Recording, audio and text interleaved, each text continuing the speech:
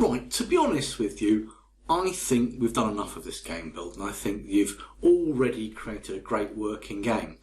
But now is the point in which you can go and put your own take upon this game. You can change a few things, and I'm going to give you a few ideas. Doesn't mean that they're right, just some ideas of things that you might want to do that actually don't really require any more skills than you've taught already.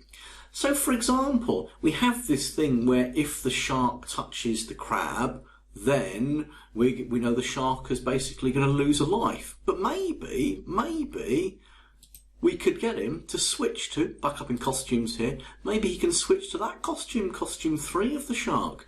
And then maybe he would disappear and then reappear, flashing if you wanted to, between, well, roughly, in the middle of the screen. Maybe that's what happens when you lose a life. Maybe Mr. Shark goes to this point. That's one idea. We haven't even looked at this icon over here, sounds. I'm not even going to teach you those. They're easy enough to work out. In fact, if you used Scratch in primary school, you probably used them then. Other things that you could do. I mean, this game could go on for a long time. We've got a scoring system and a live system, but, you know, some of you kids are very good at video games. Maybe you'd never lose a life because your fish and shark game skills are so mad. Well, maybe you could have a timer. Now, I'm not going to teach you how to do that. You do need a bit of teaching. But in the other videos that I made, there's a game build called, I think we call it Mole Smash or Mole Mash or something like that.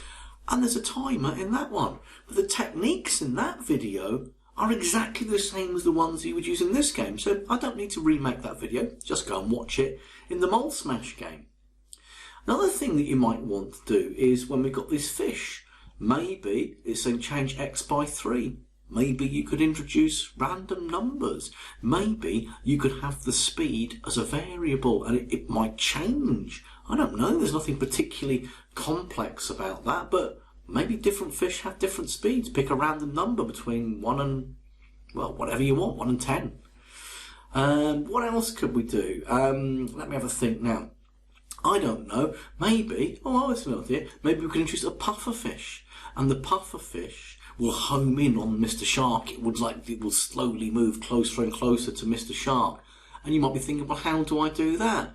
Well, actually, in motion, we had this pointing direction, but we've got point towards, and you can see that actually it can point towards any object in the game. So you could put a puffer fish or something in there, and maybe the puffer fish can point towards Shark 2, as it's called there, Shark 2, and maybe he'll just, instead of doing changing X and Y, you can use this move so many steps, and it might do that forever. Or maybe it might do it, it's got its own little timer and the pufferfish only comes in for 15 seconds and he slowly heads towards Mr. Shark, and then after 15 seconds he might flash and disappear.